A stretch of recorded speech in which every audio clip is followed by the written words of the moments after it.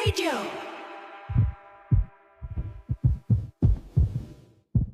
Ako si Joanna. Ang kwento ko ay kwento ng bawat anak na nangangarap na tuparin ang pangarap ng kanilang mga magulang. Lumaki ako sa isang liblib na probinsya kung saan ay ang tanging paraan lang para makaahon ng mga tao sa hirap ay ang mangibang bansa. At dahil ang sekundaryang paaralan doon ay sobrang layo, kaya mas pinili na lang naming tapusin ang elementary. Para sa amin ay sapat na yon, kailangan lang namang matutong magsulat at magbasa para makapag-ayos kami ng mga kailangan naming papeles para mangibang bansa. Tulong-tulong na nga rin kami dito sa aming bayan. Palibhasa, karamihan na doon ay nasa ibang bansa na, kaya sila na mismo ang tumutulong sa amin sa mga proseso pa. Yun naman ang nakakatuwa sa aming probinsya. May puso pa rin para tumulong at magkusa. Lahat kami ay gustong makaahon sa hirap.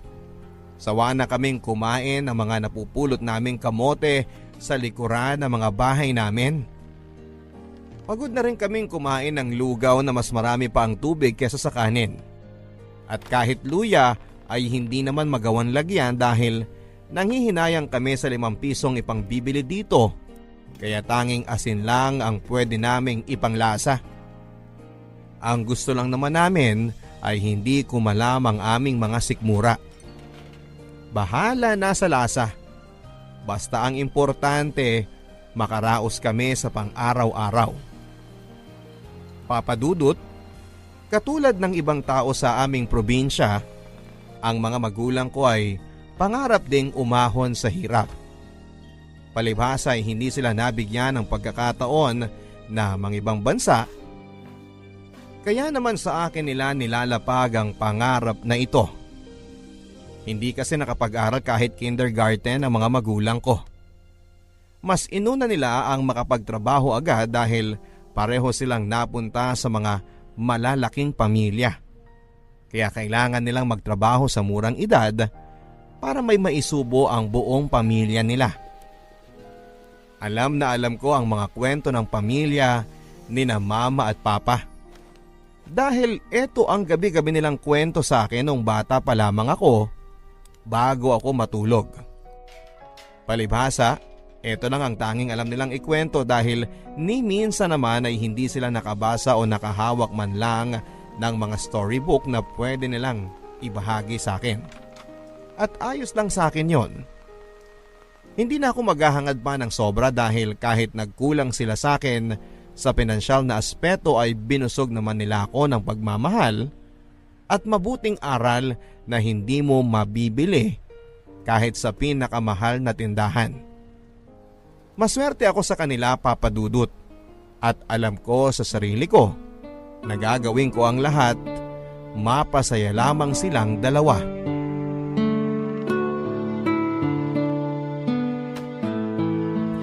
Happy birthday, anak! Happy birthday po yun, Nay. Naku, pasensya na, Joanna, ha? Yung kasi naririnig ko dyan sa radyo ni Namiling eh. Ayos lang yun, Nay. Ito naman. Saka ang hina kaya ng radyo ni Naaling Miling kaya siguro ganun ang pagkakarinig nyo, hindi ba? Ikaw naman, pinapagaan mo pa ang loob ko. Mali naman talaga. Ay, sana man lang nakapag-aral man lang ako kahit grade 1. Siguro alam ko banggitin ang mga salitang yan. Di na kailangan, Nay. Minsan lang naman sa isang taon ng birthday ko, kaya wag nyo nang masyadong alalahanin yun. Ang nanay talaga. Kahit na. Minsan na nga lang hindi ko pa maitama. Pinagtalunan pa namin yan ng tatay mo kanina kung paano yan babanggitin. Sabi niya, happy birthday. Sabi ko, happy birthday. Ay nako, pareho pala kaming mali. Ay anak, halika. Halika dito, dali. Dito sa kwarto. May regalo kami para sa'yo. Hala, ang nanay nag-abala pa. Sana'y inipon nyo na lang ni tatay yan para sa araw-araw natin. Matagal naman itong inipon. Wala ka pa sa mundo, nag-ipon na talaga kami. Ngayon lang lumaki na dahil naibenta na namin ang 3 kambing natin. Nay, pinenta nyo yung mga kambing natin? Ayaw ko nga sana pero mapilit ang tatay mo eh. Gusto niya maihabol sa kaarawan mo ang iaabot namin. Kaya ayun, hinatid niya ngayon ang kambing dun sa bumili. Mabait naman yung nakausap namin ng tatay mo. Napakiusapan nga namin na magbayad mo na bago ibigay yung mga kambing eh. Pero Nay, magagamit pa natin ang mga kambing na yon. Buntis pa naman nung isa. Nakunan nga nung nakaraan yun eh. Hindi lang namin nasabi sa'yo ng tatay mo noon. Kaya sabi namin mas maganda iba na lang ang mag-alaga para masigurong hindi na ulit yun makukunan. Tsaka kung sa atin lang yun, alam mo namang wala tayong maibibigay na sustansya sa kanila. Maganda na rin yun anak. Pero Nay... Wala nang pero. O eto, halika dali. Buksan mo itong sobre. Nay! Yan lahat ng naipon namin ng tatay mo. Mas malaki pa sana yan kung hindi lang namin paminsan-minsan nagagalaw, lalo na kapag may matindi tayong pangangailangan. Pagdamutan mo na yan anak ha? Nay, sobrang laki naman ito. May papagawa na natin ang kubo natin nito at makakabili tayo ng mga manok na pwede nating... Ibang bansa mo yan anak. Ibang bansa? Oo. Hindi ba usapan na natin yun dati?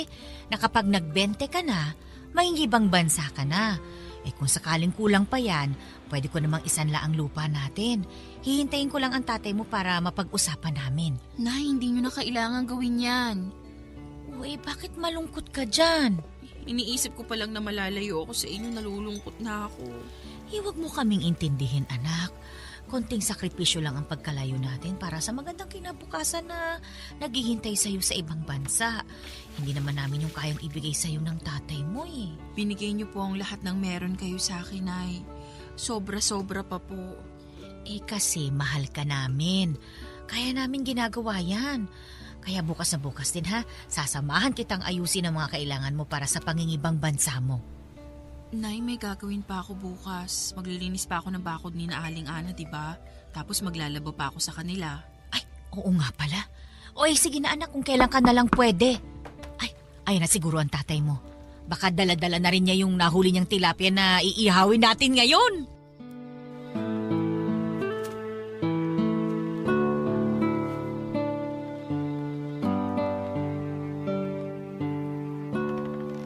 Walang ginawa buong gabi sina nanay at tatay kundi ang magplano sa pangingibang bansa ko. Habang ako naman ay tatango-tango lang at ngingiti-ngiti na kunwari ay nakikinig sa mga sinasabi nila. Pero sa totoo lang ay lungkot na lungkot ang puso ko. Dahil hindi ko alam talaga kung gusto ko bang mangibang bansa tulad ng plano nila para sa akin. Noong mas bata pa ako ay kinikilig ako sa ideya na makatapak ng ibang bansa at makawala sa hirap. Pero noong tumagal, parang nasarapan na akong tumira sa Pilipinas kasama ang mga magulang ko. Lalo na't tumatanda na sila. Papadudot, ayokong dumating yung panahon na wala ako sa piling nila at hindi ako makauwi pag pumanaw na sila. Iniisip ko pa lang yun ay natatakot na ako. Pero paano na yan? Hawak ko na ang perang inipon nila ng matagal para lang makapag-ibang bansa na ako. Naisip ko na baka naman pwede pa. Baka pwedeng wag matakot na subukang mag-ibang bansa. Kung ang iisipin ko ay ang magandang buhay na maibibigay ko sa mga magulang ko, bigla ay lalakas ang loob ko, papadudot. Lalo na kung mabibilhan ko na sila ng masasarap na karne. Mabibilhan ko na rin sila ng mga platong babasagin at makakabili na ako ng mineral water para sa kanila para hindi na sumakit lagi ang mga tiyan nila dahil sa poso kami umaasa lagi ng maiinom namin. Baka naman kapag nakapag-ibang bansa na ako, mabilhan ko na ng bagong bestida si mama. Naaawa na rin kasi ako sa kanya dahil panay tapal na lang ng mga ginupit na basahan ang mga duster niya dahil marami na itong butas. Pwede ko na ring mabilhan si tatay ng bagong pares ng sapatos. Naalala ko pa ang sinabi ni nanay na ni minsan ay hindi nito naranasang makapagsuot ng sapatos. Puro tsinelas na madalas kapag napipitas na ay nireremedyohan na lamang ng alambre. Alam ko na gusto niya ring magkaroon ng sapatos. Kasi sa tuwing nakikita niya ang lalaking kapitbahay namin, napapansin ko papadudot na panay ang tingin ni tatay sa sapatos ng lalaking yon na parang isang batang naiinggit. Hindi man niya sabihin, alam kong pangarap niya yon. Hindi ako nakatulog ng gabing yon. Malalim ang iniisip ko. Hindi ko alam kung ano ang gagawin. Mag-iibang bansa ba ako? Iiwan ko na sina nanay at tatay? Sa totoo lang ay meron pang isang dahilan kung bakit ako alanganin na umalis ng bansa. Ito ay si Jerwin. Si Jerwin ang aking boyfriend. Isang taon na kaming magkarelasyon pero lihim ang lahat. Sa kabilang bayan siya at doon ko nakilala noong minsang nagkatulong ako doon ng anihan. Tagalinis ito ng bahay ng baboy ng pinangkakatulungan ko. Mula noon ay nagkamabutihan kami. Nagkikita kami paminsan-minsan kapag nagpupunta ako ng bayan. Ang sabi ko sa kanya ay huwag siyang pupunta sa amin dahil maliit lang ang aming lugar. Panigurado kasi na makakarating kina nanay ang balitang may karelasyon na ako. Hindi naman po sinasabi ni nanay na bawal akong makipagrelasyon. Ako lang naman ang may gustong wag itong ipaalam sa kanila kasi nga ayaw kong isipin nila na imbes na makatulong ako mas inuuna ko pa ang maglandi. Pumayag naman si Jerwin sa aming setup. Hindi naman siya nagpupumilit na makilala ang mga magulang ko. Sabi nga rin niya, saka na lang daw namin kikilalanin ang mga magulang ng bawat isa kapag pareho na kaming handa. Mabuti na lang at ganun siyang mag-isip. Hindi ko natuloy ito problema. Papadudot, ang planong sabay naming mag-iibang bansa ay hindi na nangyari. Dahil pagkabigay ko kay Jerwin ng pera ay tumakas ito. Kinausap ko ang pigiri kung saan ito nagtatrabaho at sinabing nag-resign ito. Hindi nila alam kung nasaan siya. Ilang araw akong pabalik-balik sa lugar nila para makibalita at nalaman kong pumunta ito sa pinagsanglaan niya ng anak niyang babae. Tinubos nito ang anak niya gamit ang perang inabot ko sa kanya at ang natira ay ginamit nila ng asawa niya para magpakalayo-layo. Habang nasa jeep ako ay nanginginig ang katawan ko. Pinipigilan ko ang umiyak. Paano na ito? Paano ko mababawi ang perang pinagkatiwala sa akin ni nanay? Paano kapag nalaman nila? Dapat ko bang sabihin? O gumawa na lamang ako ng paraan? Bakit ba kasi ako nagtiwala kay Jerwin? Bakit siya pa ang minahal ko? Bakit niya ako niloko? May pamilya na ito at tinangay pa niya ang perang bigay ng mga magulang ko. Higit sa lahat ay mas nangibabaw ang hiya ko sa mga magulang ko na buong buhay ay nagpakahirap para makaipon ng ganong halaga. Tapos isang araw, nang napunta na sa palad ko yon ay bigla na lamang itong mawawala. Maling-mali na nagtiwala ako dahil sa pagmamahal. Alam kong hindi ko na makikita pa si Jerwin dahil siguradong magtatago na ito at iiwas na sa akin. Ipagdarasal ko na lamang siya at sana nga ay masaya na siya sa ginawa niya sa akin. Kung nasaan man siya, sana naman ay tulungan niya akong manalangin na makahanap ako ng kapalit ng perang tinangay niya sa loob ng isang buwan. Mga kapuso, ilang gabi akong hindi makatulog sa kakaisip kung saan ako kukuha ng perang pangpalit sa tinangay ni Jerwin sa akin. Mabuti na lamang at hindi nakakahalata si nanay at hindi nagtatanong kung kumusta na ang mga papeles na inaasikaso ko. Papadudot, ang hirap magsinungaling sa mga magulang mo. Lalo na kung puro ang pagmamahal na makikita mo sa mga mata nila habang kinakausap ka. Hiyang-hiya ako at sobrang nakokonsensya. Hindi ko alam kung saan ako hahagilap ng pera. Alam kong wala naman akong mauutangan sa amin dahil pare-pareho lang kaming nangangailangan ng pera. At panigurado na malalaman at malalaman ni nanay na umutang ako. E anong isasagot ko sa kanila kung sakaling magtanong sila, hindi ba? Kapag naiiyak na ako ay lalabas na lamang ako ng bahay at sinasabing mag-iigib ako para sa kapitbahay. Doon ay iiyak ako. Magagalit sa sarili ko. Bakit ang tanga-tanga ko? Hindi biro ang perang nawala sa akin.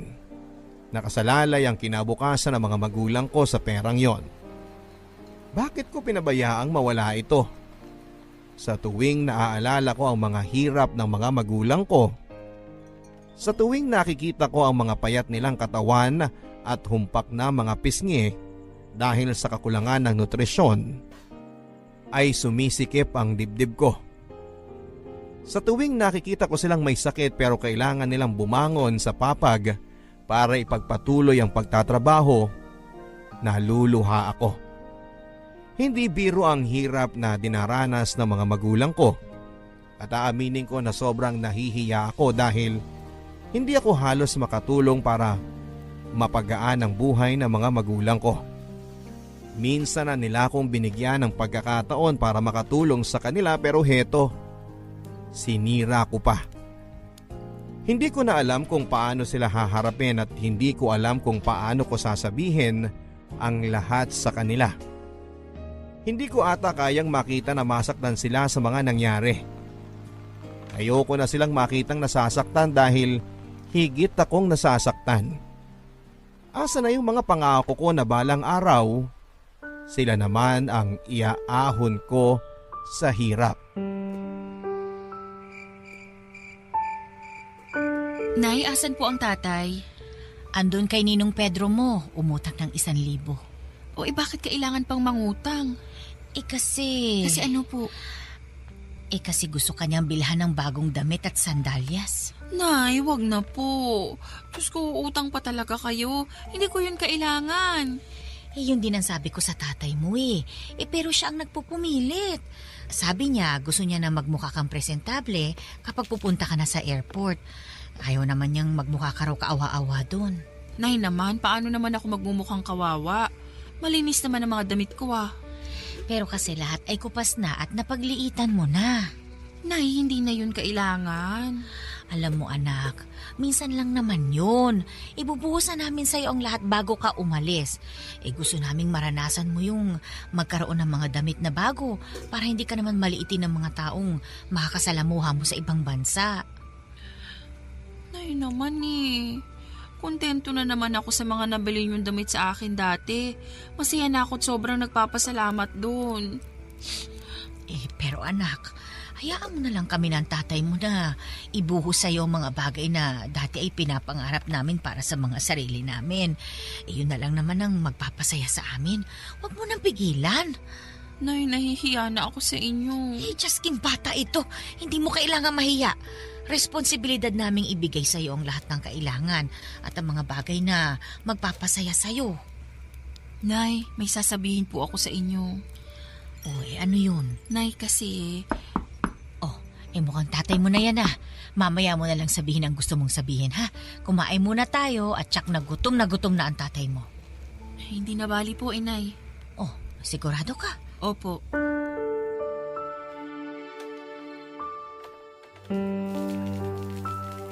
Papa Dudut, hindi ko nasabi kay nanay ang katotohanan tungkol sa perang ibinigay nila sa akin. Ang ginawa ko lang ay nag-ipon ako ng perang pamasahe ko papunta ng Maynila. Ang sabi ko sa kanila ay pupunta ako roon para ayusin ang mga papeles.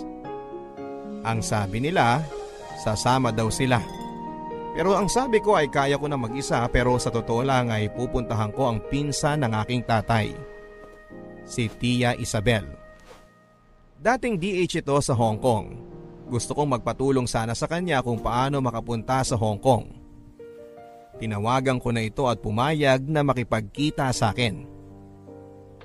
Pero nung araw ng pinag-usapan namin na magkikita kami ay sinabi nito na nasa Cebu pa raw siya at na-delay ang flight niya pabalik ng Manila. Kaya sabi niya ay magstay muna ito roon ng 3 araw para masulit naman ang bakasyon niya. Nahiya naman ako magtanong kung pwedeng magstay sa bahay nila. Kaya ang ginawa ko ay nagpalipas ako ng araw sa daan. Sa mga terminal ako natutulog at kapag napapansin ng mga guard na tumatambay na lang ako roon ay pinapaalis nila ako. Sa pangalawang araw ko ng pagstay sa Manila ay naubos na ang baong kong malagkit na nilagyan ng bukayo sa ibabaw. Pasira na nga ito pero kinain ko pa rin para may mailaman sa tiyan ko. Nakikinom na lang ako ng tubig sa mga madadaanan kong tindahan. May mga nagbibigay, may mga minumura lang ako. Saktong-sakto lang ang perang dala ko. Ang natitira na lang sa akin ay pamasahe pauwi kapag nakausap ko na ang tiyahin ko. Noong 3 araw ay wala akong nagawa kundi ang pumasok sa matataong fast food at pasimpleng uupo sa mga mesang may natirang pagkain at doon ay kinakain ko ang mga natira ng mga customers na umalis na. Mabilisan. Mga butong alam kong nalawayan na pero may laman pa rin. Mga sauce na nahaluan na ng tubig ay iniinom ko rin. Pati ang mga kanin na nasa mesa ay pinatos ko na para mawala ang pangangasim ng aking sikmura. Kapag napapansin na ako ng mga crew ay aalis na akong bigla. Tatakbo, hiyang-hiya ako sa ginagawa ko pero kailangan kong tiisin. Kasalanan ko rin kung bakit ako nasa ganitong sitwasyon. Sino pa ba ako para mag-inarte? Ikaw na ba si Joanna? Ako nga po, Tia Isabel. Kumusta po kayo? Ayos naman. Umupo ka muna. Gusto mo ng juice? Pwede po bang tinapay na lang? Ay, mukhang nagutom ka. Naku, pasensya na ha, kung napaghintay kita ng matagal. Alam mo naman ang negosyo ko kung saan saan ako dinadala. O sige, sandali, kuha lang ako ng tinapay at juice. Salamat po.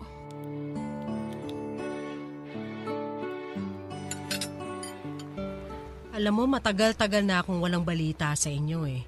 Kaya nagulat na lang ako na bigla ka na lang nagparamdam. Sabi mo gusto mong pumunta ng HK? Ba sigurado ka na ba doon? O, eto na ang pagkain. Salamat po, Tia. Opo, gusto ko sana mga ibang bansa kahit saan po, kahit anong trabaho. Eh, magkano ba ang pera mo dyan? Wala po. Eh, paano ka mangingibang bansa kung wala ka namang pera? Naloko po kasi ako ng boyfriend ko sa probinsya at tinangay ang perang pinag-ipunan ni nanay at tatay. Pero wag niyo pong sabihin ito sa kanila.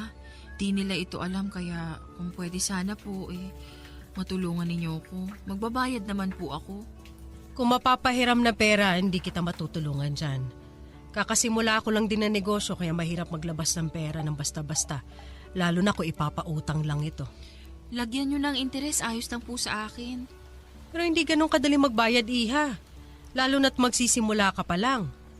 Pero ganito na lang, may naisip ako. Ano po yun? Payag ka ba maging katulong ko muna dito? Katulong? Oo. Huwag ka mag-alala, babayaran naman kita. Yung pera makukuha mo sa akin kada buwan, pwede mong ipadala sa probinsya nyo. Pero gusto po na magulang ko namang ibang bansa ako. Magpapanggap kang nasa ibang bansa ka na. Tutulungan kita magsinungaling sa kanila. Papalabasin nating isa kang DH. May experience ako dyan kaya hindi ka nila mauhuli. 1 taon lang, pagkatapos nun, papautangin na kita ng pera pang ibang bansa mo at ako pa mismong tutulong sa'yo. Talaga po? Oo naman. Eh sino ba naman ang magtutulungan kundi tayo-tayo na lang na magkakadugo, di ba? Hayaan mo, hindi ka mauhuli ng mga magulang mo. Tutulungan kita dyan. Salamat po, Tia. Naku, mukhang ginutom ka sa pag-uusap natin. Hala, sige, kumain ka muna dyan at magbibihis lang ako at saka tayo mag-usap.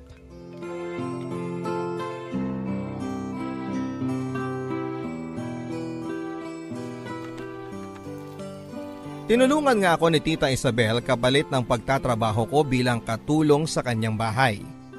Silang dalawa lang ng anak niyang si Cassandra ang nasa bahay. Ang asawa niya ay nasa Davao nakadestino. Yun ay para sa negosyong sinimulan nila. Ang dapat ko lang daw gawin ay alagaan si Cassandra. Ihatid sundo sa eskwela. Maglinis ng bahay, magluto at maglaba. Hindi naman ganun kahirap linisan ang bahay dahil maliit lang ito at silang dalawa lang naman ang pagsisilbihan ko. Kailangan ko lang tiisin ang 1 taon na ganito ang gagawin ko. Nangako naman na suswelduhan ako ng tiyahin ko na ipapadala ko kina nanay para hindi ito magtaka.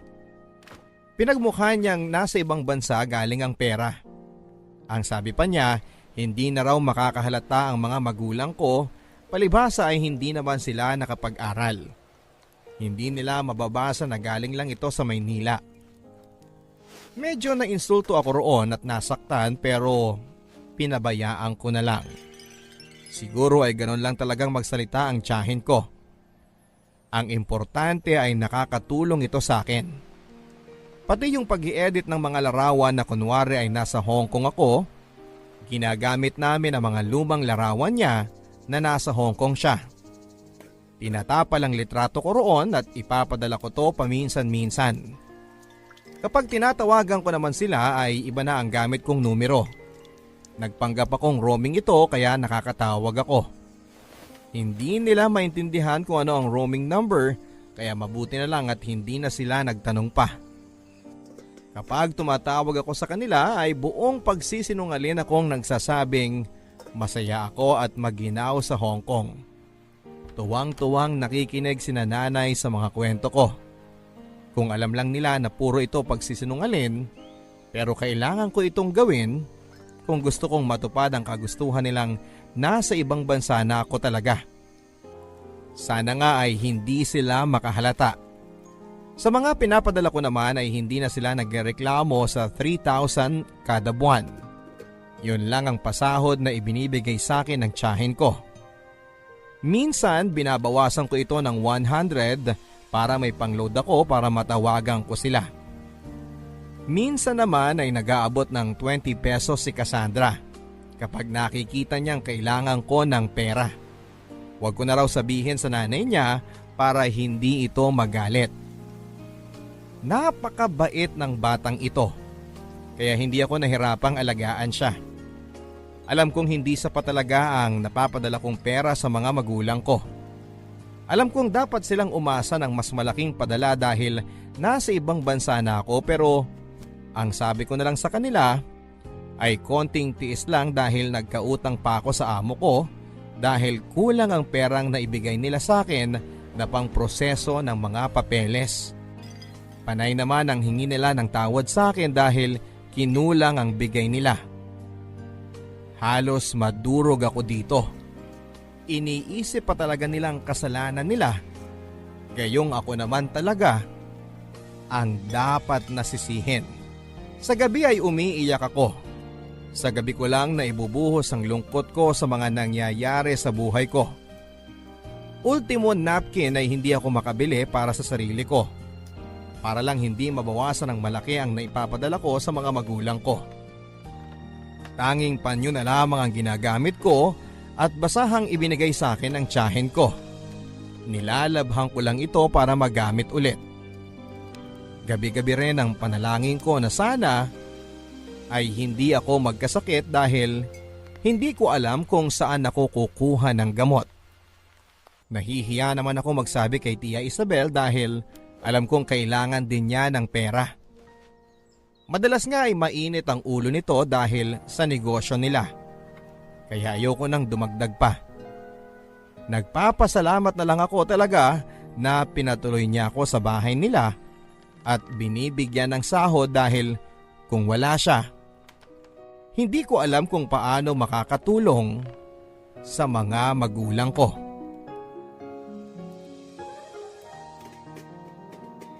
Lumipas ang 6 na buwan at unti-unti nang nakikita ko ang ugali ng tiyahin ko. Hindi maganda. Nung nahuli niya ako nagsi-cellphone para i-text ang nanay ko ay kinuha niya yon. Huwag daw ako magsi-cellphone habang nagtatrabaho dahil nakakasira ng oras. Naiintindihan ko naman siya. Ang sabi niya ay ibabalik niya lang ito sa gabi pagkatapos kong makapaglinis. Pumayag naman ako kaya sabi ko sa mga magulang ko ay sa gabi na kami mag-usap. Ang sabi ko kasi ay umaga yon sa Hong Kong. Nagsinungaling na naman ako. Ang sabi ko ay doon lang ako pinapayagang gumamit ng cellphone bago magtrabaho at nauunawaan naman nila. Hindi lang ito ang mga nagbago. Dati ay 2 beses akong kumain sa isang araw, isa sa tanghali at isa sa gabi. Ngayon ay naging 1 beses na lamang at tuwing tanghali lang. Nakiusap ang tiyahin ko na kung pwede ba ay damihan ko na lang ang pagkain sa tanghali dahil kinukulang siya ng pera para sa panggabi pa ng isang tao. Nauunawaan ko siya. Kaya binubusog ko na lang ang sarili ko sa tanghalian. At yung natitirang pagkain ni Cassandra ay pasimple niyang inaabot sa akin para kapag nagutom ako sa gabi ay may makakain ako. Pero nang nahuli ito ni Tia Isabel ay pinagalitan niya ang anak niya. Hindi ko na hinayaang maulit pa ito. Naawa naman ako sa pinsang kong ito. Ang sabi ko sa kanya ay ayos lang ako. Hindi naman ako gutumin. Pero hindi yun totoo. Gutumin akong tao dahil siguro dumami na ang trabaho ko sa bahay. Kulang na lang ay maging karpentero nila ako. Kaya naman kapag ginugutom ako sa gabi, yung mga natitirang pagkain sa plato nila ay pasimple kong kinakain sa lababo. Hindi naman nakakahalata si Tia Isabel kaya gano'n na lang ang ginagawa ko. Marami pang ibang pagbabago bukod dito. Ayaw na rin ni Tia Isabel na sumabay akong kumain sa kanila sa hapagkainan. Dahil nagiging makwento raw si Cassandra kapag kasabay ako at nakakalimutan ng kumain ng maayos. Pero naisip ko, hindi ko naman nakakasabay si Cassandra ang kumain sa tanghali dahil sa school siya kumakain. Tumango na lamang ako. Ang sabi niya ay sa kwarto na lang daw ako kumain. Pumayag naman ako, Papa Dudut. Pero nung tumagal, tinanggalan na rin niya ako ng kwarto dahil uupa daw doon ang kapatid ng asawa niyang binata. Kaya naman napilitan akong matulog sa kusina kung saan ay malapit sa lababo. Tanging karton, isang unan at tuwalya lamang ang kumot ko para ipanglaban sa mga lamok. Maaga din akong kailangang gumising dahil maagang gumigising si Tia Isabel. Ayaw niyang nadadatnan akong nakahilata pa ng 5:00 ng umaga sa kusina. Ginawa ko yon. Lahat ng gusto niya ay tango lang ang sagot ko.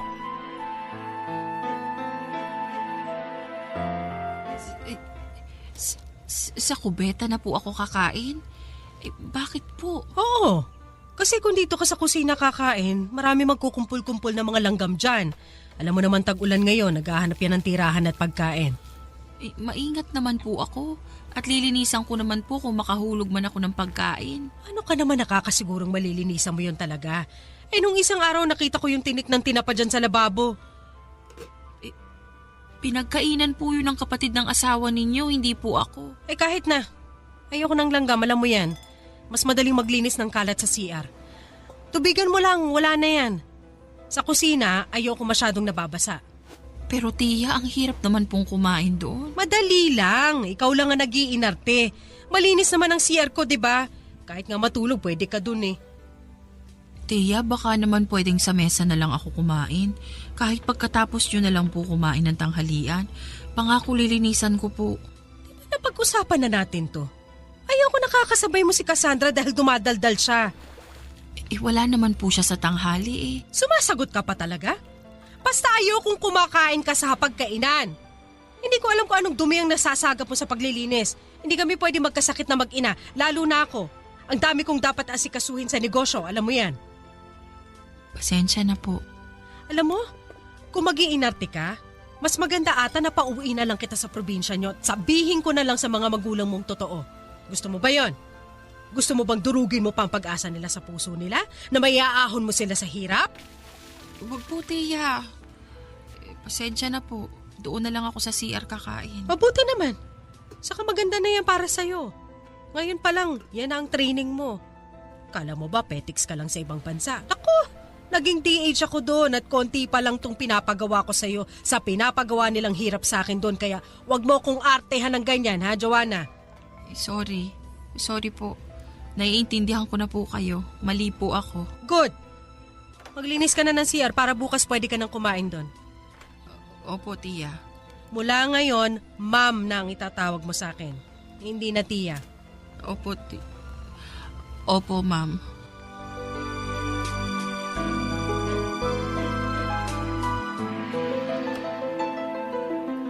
Lumala ng lumala ang trato ni Tia Isabel sa akin.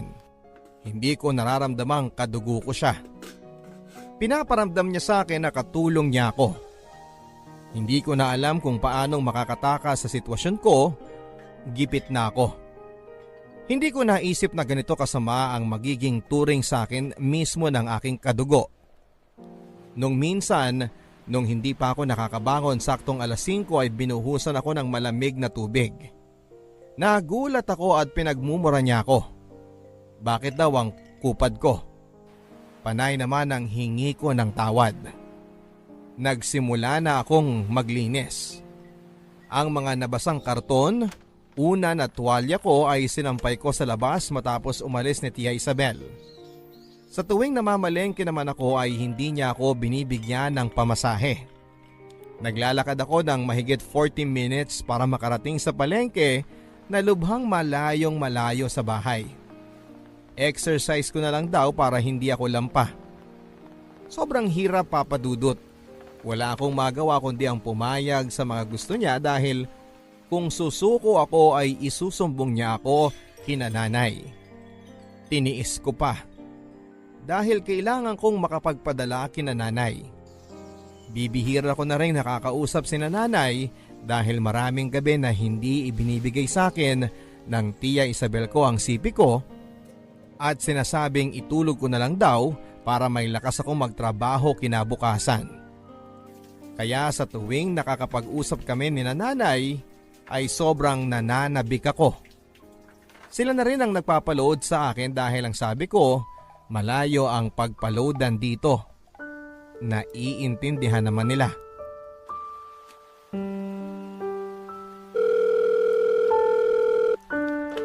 Anak! Ay, Diyos ko, mabuti naman at sinagot mo na ang tawag ko. Alalang-alala na kami ng tatay mo sa'yo eh. Hindi ka man lang sumasagot. Okay lang naman ako, Nay. Hingi nyo na lang ako ng pasensya kay tatay. Marami kasing ginagawa dito ngayon eh. O eh, hindi ka pa nagpapadala ng larawan mo dyan ah. Gusto ka naming makita. Baka namayat ka na eh. Hindi naman po, Nay. Malusog pa po ako. Tumaba na. Ang dami kasing pagkain nitong amo ko dito sa akin pinapaubos. Naku, mabuti yan anak. Bumawi ka na lang ng kain dyan. Alam mo namang hindi namin kayang ibigay yan dito sa'yo eh.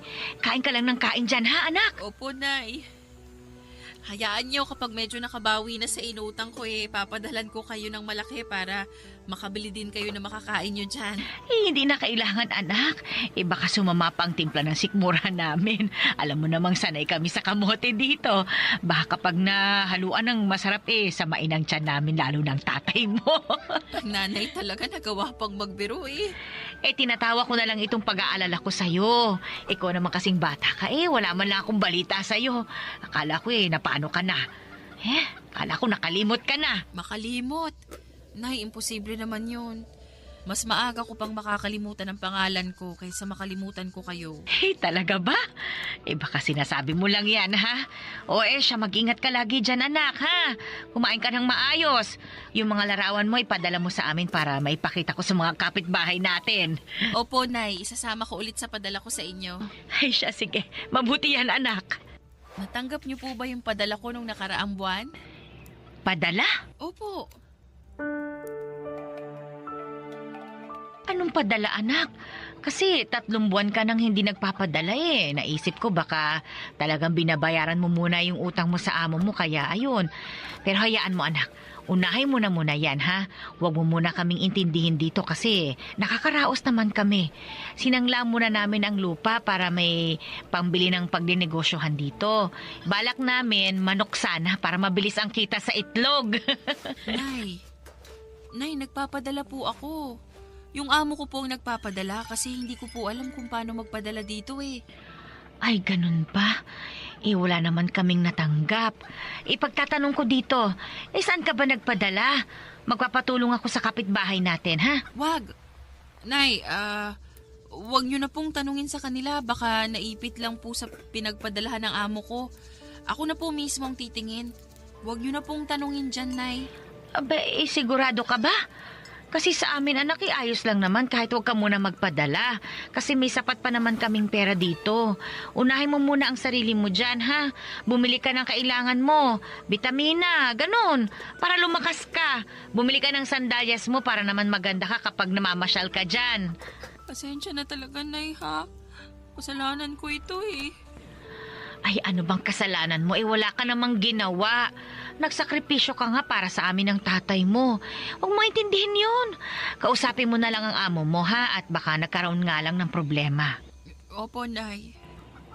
O siya anak, sige na. Aasikasuhin ko muna yung inahing manok ko dito. Nag-iingay na naman. Basta mag-ingat ka lagi dyan, ha? At tumawag ka lang kapag may oras ka. Kung wala naman, ayos lang din. Nauunawaan ka namin, anak. Opo, Nanay. Salamat po. At tatandaan mo, ha? Mahal na mahal ka namin ng tatay mo. Mahal na mahal ko po kayo, Nay. Makakabawi rin ako sa inyo.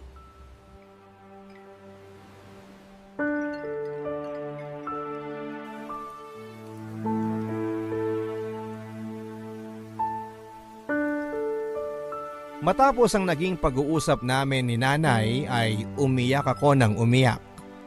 Pinagmasdan ko ang aking sarili sa salamin. Ako? Malusog? Hindi ako malusog. Ilang sakit na ang pinagdaanan ko dahil hindi ako maayos na nakakakain at nakakatulog. Sa bahay ng tiyahin ko ay parang kasalanan ng magpahinga at tumanggap ng biyaya. Pinahid ko ang luha ko sa likuran ng aking palad. Kailangan kong maging matatag para sa mga magulang ko. Hinawakan ko ang pisngi ko na may pasa. Normal na ito para sa akin. Araw-araw ay nagkakapasa ako dahil sa pananakit ng tiyahin ko. Sa tuwing mainit ang ulo nito ay sa akin niya binabaling. May mga oras pa nga papadudot na naglilinis ako ng CR ay bigla na lang niya akong tatadyakan at mapapasubsob ako sa kubeta.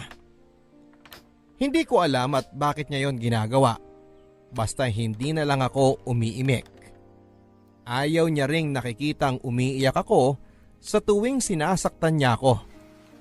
Sa tuwing nakikita niyang paluhana ang mga mata ko, ay bigla ako nitong sasampalin para hindi daw tumuloy ang luha ko sa pagbagsak. Ang dami kong inindang sakit pero lahat ay kinakaya ko. Lalo na kapag naiisip ko ang mga magulang ko. Naghilamos ako noon para mawala ang mugto ng mga mata ko. Tinignan ko ang orasan. Mag-aalas 3 na ng hapon. Pumasok na ako sa kwarto ng tiyahin ko at nilagay doon ang cellphone ko. Tinakas ko lang talaga yon dahil hindi ko na mahintay pa na makausap ang aking nanay. Gusto ko lang marinig ang boses nila para kahit papaano ay lumakas-lakas naman ako. Sinamsam ko ang mga sampay nang makita kong makulimlim na. Mag-isa ko lang noon sa bahay. Mamayang alas 5 ay susunduin ko na si Cassandra. Nang masamsam ko na ang mga sampay ay dumating na ang tiyahin ko. Nakangiti ito. Mukhang maayos ang naging takbo ng negosyo niya. Kaya naman kinuha ko na ang opportunity na ito para makausap siya tungkol sa sahod ko na ilang buwan na raw na hindi natatanggap ng mga magulang ko. Pero mukhang nagkamali ako ng atake dahil nang sinabi ko yon ay bigla na lang ako nitong sinabunutan. Sino raw ba ako para pagdudahan niya? Bakit naman daw niya hindi ipapadala ang sahod ko? Sinampal ako nito, pinagmumura. Ang sabi ko ay kunin ko ang patunay na pinadala nga niya. Napalunok pa ito bago sumagot. Tinapon na raw niya matagal na. Ayaw daw kasi niya ng kalat. Hindi ko alam pero hindi ako naniwala sa kanya. Sa halos 1 taong ko siyang nakasama, alam ko na kung gaano ito kasama. Alam kong hindi ito nagsasabi ng katotohanan. Hindi ko lang alam kung paano yon mapapatunayan.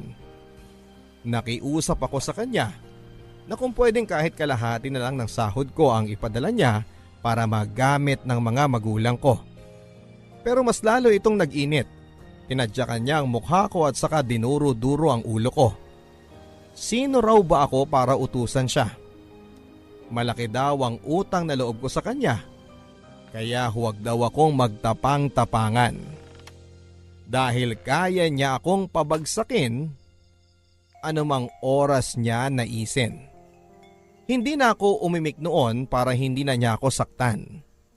Tumayo na lamang ako sa pagkakasalampa ko sa sahig. Itutuloy ko na lang ang pagtutupi ng mga damit para wala na itong masabi. Pinabayaan naman niya ako at pumasok ito sa kwarto. Nang sumapit ang 4:30 ay nagmamadali kong tinapos ang huling 2 damit na tinitiklop ko. Tumayo na ako noon para lumabas ng bahay para sunduin si Cassandra, pero bigla akong hinarang ni Tia Isabel at tinatanong kung saan ako pupunta. Ang sabi ko ay sa school para sunduin ang anak niya, pero tinulak ako nito. Siya na raw ang susundo dahil baka tumakas pa ako. Ang sabi ko sa kanya ay hindi ko naman naisip na gawin yon. Pero dinuraan niya ako sa mukha at sinabing wala siyang tiwala sa akin. Lumabas ito at saka nilak ang pinto mula sa labas. Gumawa siya ng paraan para maisara lahat ng pwede kong daanan. Siniguro niyang hindi ako makakatakas sa kanya. Kinalampag ko ng kinalampag ang mga pinto at bintana habang tinatawag ang kanyang pangalan. Pero para itong bingi na hindi pinapansin ang aking sinasabi. Umiyak ako at nanginginig na umupo sa may sahig. Para akong hayop na kinulong niya. Hindi ko alam kung ilang oras akong nakaupo doon. Basta nakita kong madilim na nang gumalaw ang pintuan. Dumating na siya kasama si Cassandra. Binulungan ako nito at umayos daw ako at magpanggap sa harapan ng kanyang anak na walang nangyari. Magpanggap na walang nangyari? Maniniwala ba ang anak niya sa nakikita nito sa akin? Na puro ako pasa sa katawan? Ganon ba katanga ang iniisip niya sa anak niya? Araw-araw ay naging hayop ang turing sa akin ni Tia Isabel. Hindi na nga makatarungan ang ginagawa nitong pagpapahirap sa akin, pati ang pag-iyak ko ay dahilan para mas lalo itong mamuhi sa akin. Naalala ko nung isang gabi umiiyak ako dahil sa sobrang sakit ng aking sikmura. Dahil sa gutom ay bigla na lamang ako nitong tinadyakan sa balakang habang nakahiga ako at namimilipit sa sahig ng kusina. Kapag hindi pa raw ako tumigil sa kakangawa ay ipapakain niya sa akin ang natirang mantika sa palayok at bubudburan pa niya ng laso ng daga. Pinilit kong tumahimik noon para hindi na lumala ang sitwasyon. Pinilit kong matulog kahit na ang sikmura ko ay galit na dahil hindi ako pinakain ng tanghalian dahil hindi raw masarap ang naging pagprito ko sa manok na ulam nilang mag-ina. Habang nangyayari sa akin ito ay naisip kong tumakas na.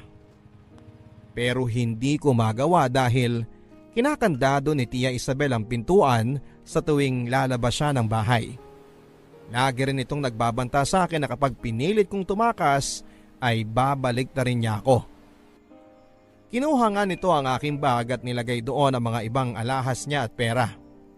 Tinago niya kung saan para kung sakaling tumakas ako ay eto na ang gagawin niyang paraan para madiin ako. Napakahayop niya. Kadugo ko siya pero kung ituring niya ako ay akala mo'y napulot lang ako na tuta sa kalye na kaya niyang paikot-ikutin sa kanyang mga daliri. Nung minsang hindi ko na kinaya ang kanyang ginagawa sa akin ay sinubukan kong pumasok sa kanyang kwarto.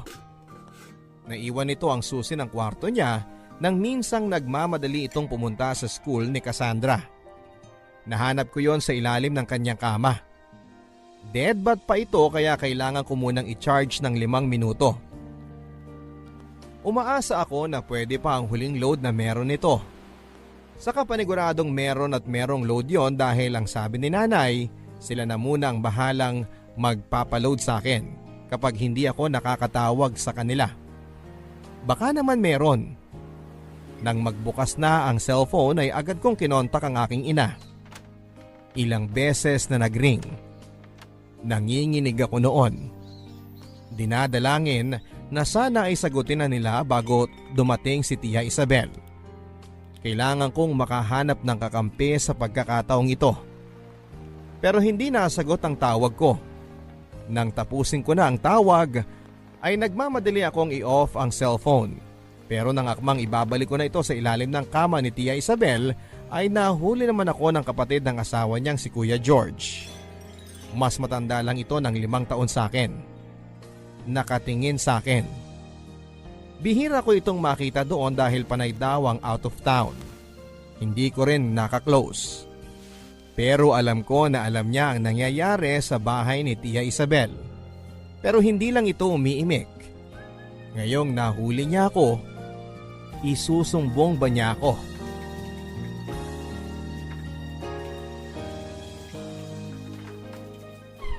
Anong ginagawa mo dyan? Nililinis ko lang. Inaayos ko yung kama ni Ma'am Isabel. Bakit ma'am tawag mo sa kanya tiyahin mo siya, di ba? Yun ang gusto niya eh. May ipag-uutos po ba kayo, sir? George na lang. Kumain ka na ba? May dala akong pansit malabon at malamig na soft drinks dyan. Mukhang hindi ka pa kumakain eh. Hindi pa po. Pwede po bang makahingi ng pagkain? Oo, kaya nga kita inalok, di ba? Hindi ka na. Siguraduhin mo munang maibalik mo sa ayos yung kama ni Ate Isabel bago ka lumabas. Mamaya, pag initan ka na naman niya. Opo.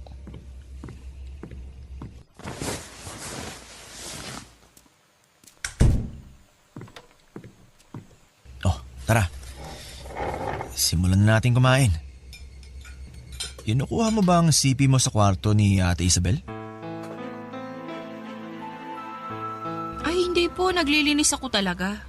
Ay, hindi mo na kailangan magsinungaling. Hindi naman kita isusumbong eh. Gusto ko lang naman makausap ang mga magulang ko. Gusto mo nang umalis dito, no? Oo, pero hindi pwede. Ayaw ni Ma'am Isabel. Well, alam ko naman kung anong mga ginagawa niya sa'yo. Actually, nasasabi na rin sa akin ni Cassandra yan eh. Naawa rin ako sa'yo. Salamat po, Kuya George. George na lang. George. Ay, okay. Tutulungan kita makatakas dito. Talaga po? Oo. Iayos mo ng ibang gamit mo. Itatakas kita sa Biyernes pagbalik ko ulit dito. Sakto, wala daw si Ate Isabel nun at gabi na ang dating niya. Paano po yun? Nakakandado yung sa labas tuwing aalisin na Tia Isabel. Ano ka ba? May duplicate key ako para dyan. Humingi ako nung nakaraan. Kaya alam ko ng kalagayan mo. At gusto ko makatulong sa'yo na makaalis dito. Salamat po. Sobrang salamat po. Joanna, may pabor lang sana ako eh. Siyempre, sasakripisyo ko tiwala ni Ate Isabel sa akin ito. Kahit ano po yan, sabihin niyo lang. Talaga? Kahit ano? Opo, gusto ko lang makatakas dito at makauwi sa amin.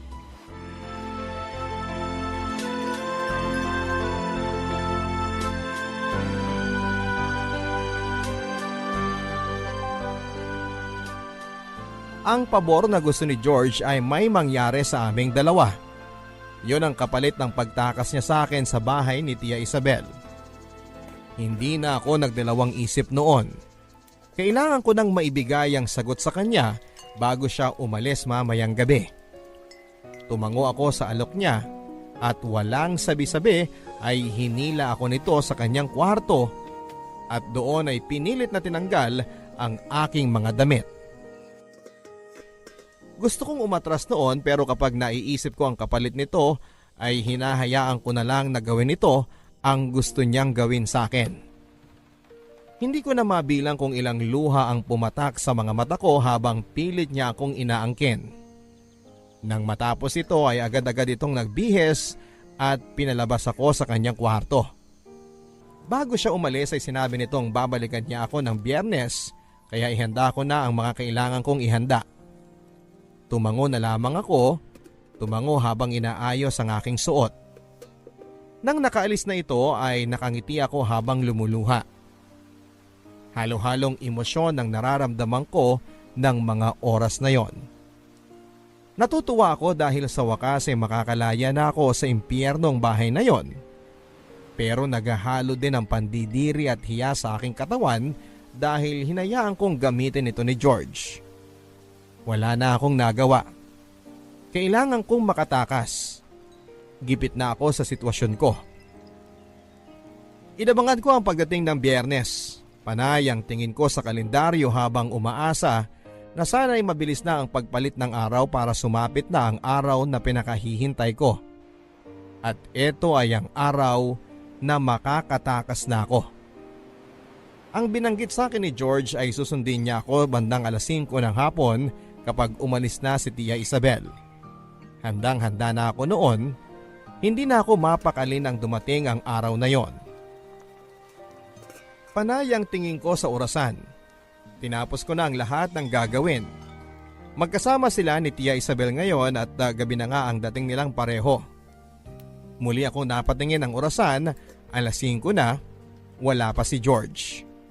Wala na akong ibang magawa sa bahay dahil nalinis ko na ang lahat. Pati ang ulam ni Cassandra ay naluto ko na bago ko umalis. Ayoko namang gutumin ang alaga kong yon dahil kahit papaano ay napamahal na siya sa akin. Sa muli kong pagtingin sa orasan, mag-6 na ng gabi. Nasaan na kaya si George? Sana ay na-traffic lang ito. Tama, traffic lang kasi Biyernes ngayon. Dapat ay hindi ako mangamba. Hindi dapat. Umidlip akong sandali sa papag ng kusina. Nang magising ako ay 7:30 na. Konting-konti na lang at parating na si Tia Isabel. Nasa na ba si George? Nanginginig na ang aking katawan noon at paikot-ikot ako sa kusina. Panay ang tingin ko sa orasan. Panay ang kagat ko sa aking kuko. Darating pa ba siya? Nang walang ano-ano ay biglang bumukas ang pintuan, napangiti ako at dumating na nga si George. Pero agad ding nawala yon nang makita kong nilawan ng pintuang yon si Tia Isabel at si Cassandra. Wala na. Wala na talaga akong pag-asa na makawala pa. 12:00 na ng hating gabi nang matapos ako sa aking trabaho sa bahay ni Tia Isabel. Manhid na manhid ang aking katawan dahil sa pagkakadismaya sa ginawa ni George. Hindi ko na alam kung makakaramdam pa ba ako ng galit dahil matapos nitong gamitin ang katawan ko ay bigla na lamang itong nawala. Akala ko ba ay tutulungan niya ako? Akala ko ba ay itatakas niya ako? Bakit kasi naniwala ako sa kanya? Ang tanga-tanga ko para maniwala sa mga sinasabi niya. Bakit ako pumayag na ipangbayad ang puri ko sa pangako niyang tutulungan ako? Ito ang mga tanong na paulit-ulit na naglalaro sa utak ko habang nakahiga ako sa papag ng kusina. Tuloy-tuloy pa rin ang pagdaloy ng mga luha ko pero pinigilan kong wag humikbi para hindi marinig ni Tia Isabel. Ayoko nang masaktan pa niya. Kotang-kota na ang katawan ko sa sakit na inaabot ko mula sa kanyang mga palad. Pinikit ko na lamang ang aking mga mata at pinilit na pinapatulog ang aking sistema nang makaramdam ako ng isang taong lumapit sa aking kinahihigaan at hinawakan ang aking pisngi.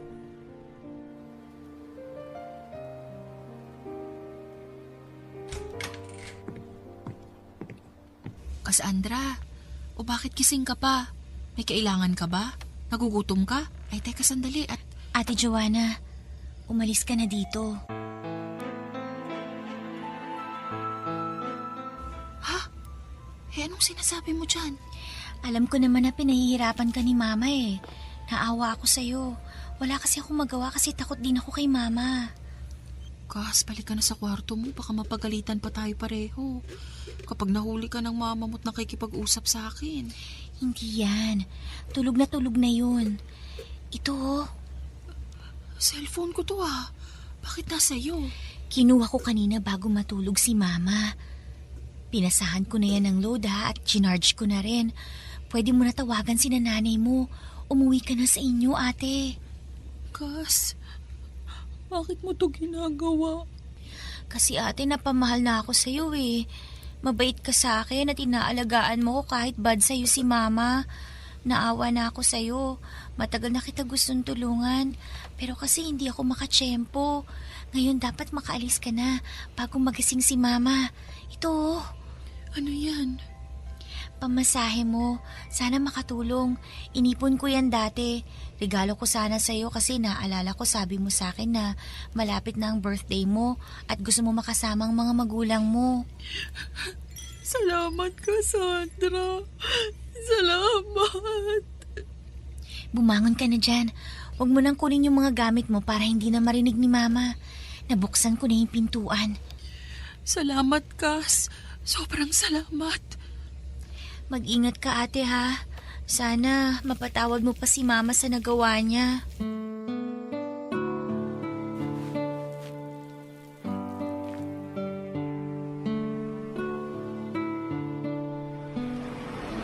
Hello, Nay.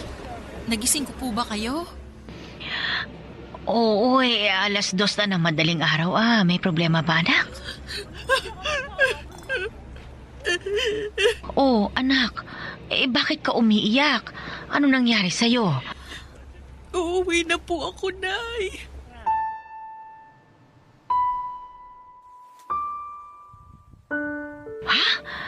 Bakit?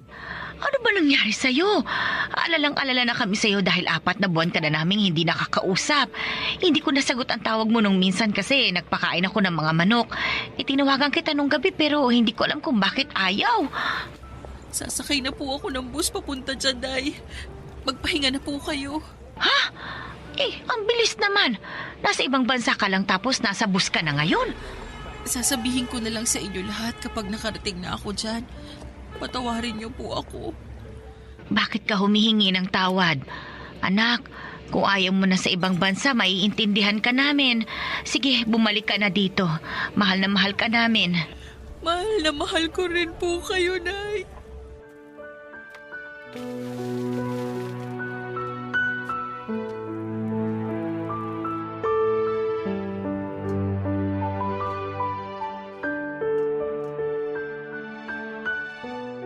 Mataas na ang araw nang makarating ako sa probinsya.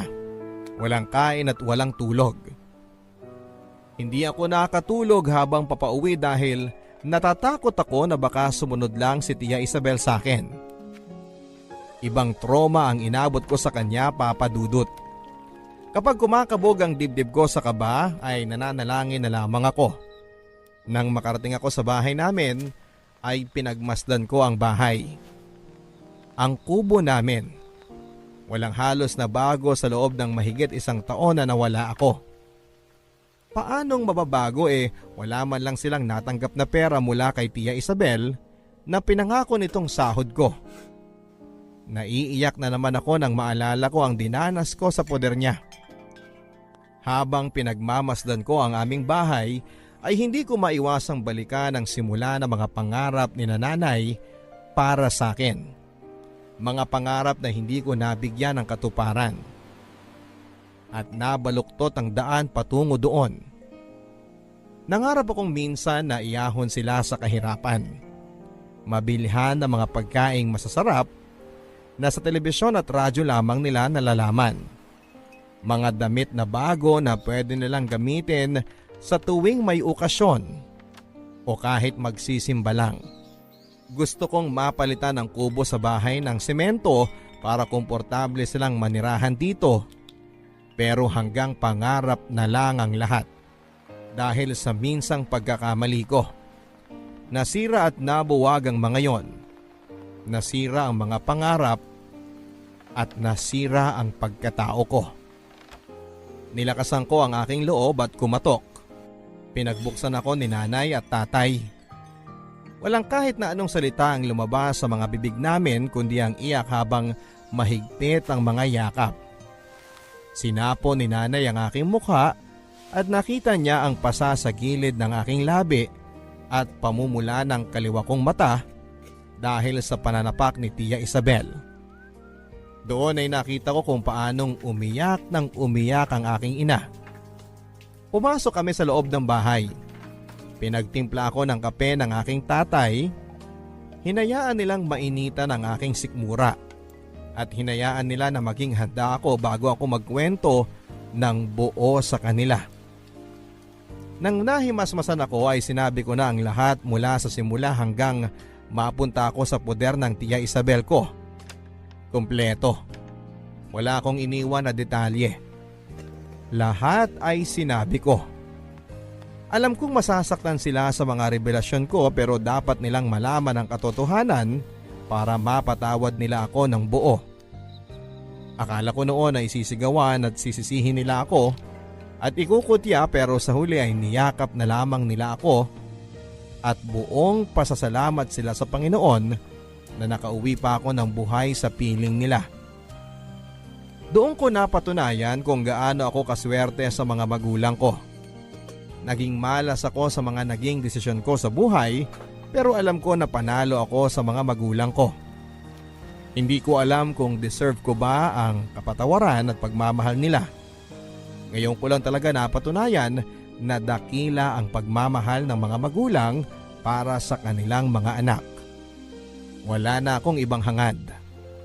Gusto nilang magdemanda sa ginawa ni Tia Isabel sa akin.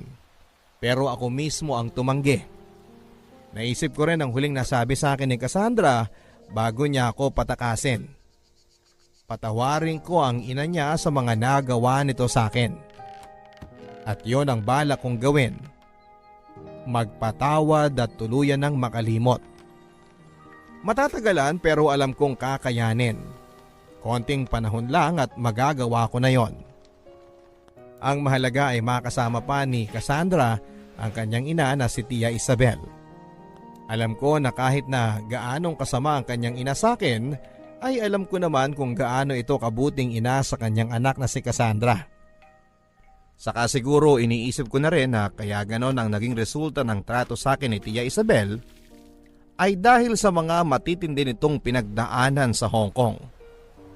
Alam ko ang traumang naramdaman niya kaya siguro sa akin niya pinapasa ang bigat na naranasan niya dahil alam niya na wala siyang ibang paglalabasan nito kundi ang sa akin na lang. Ganon na lang ang iniisip ko para mas mapadali ang pagpapatawad ko sa kanya at sa mga nagawa niya sa akin. Mas madali ang paghihilom ng sugat kapag ganon na lang ang iniisip ko.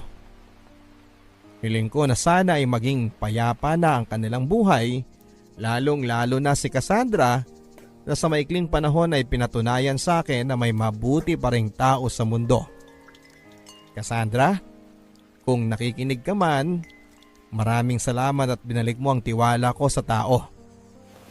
Sa ngayon po ay tumutulong na lamang muna ako kina nanay at kay tatay sa pag-aalaga ng mga manok. Nangangatulong din sa kabilang bayan kung may pagkakataon. Yung usapang pangingibang bansa ay hindi muna namin nilalapag sa mesa. Hahayaan muna naming maghilo muna ang sugat na nangyari sa aming nakaraan bago namin muli itong pag-usapan. Ang mahalaga ngayon, kasama ko ang mga magulang ko. Alam kong hindi rin naging maganda ang loob nila sa mga nangyari at panalangin ko sa araw-araw na mawala yon.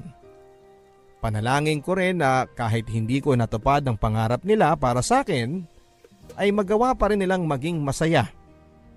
Pangako ko naman na tutuparin ko pa rin ang mga pangarap nila pero sa ibang paraan na. Ngayon pong nalalapit na po ang Kapaskuhan, plano ko pong i-welcome ang Pasko ng mas maaga para makabawi din ako sa ilang Pasko na wala ako sa bahay. Araw-araw ay gusto kong maging Pasko. Magde-decorate na po kami sa katunayan.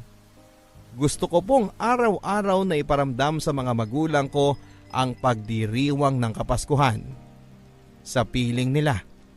At gusto kong mapuno ng respeto at pagmamahal ang loob ng aming tahanan.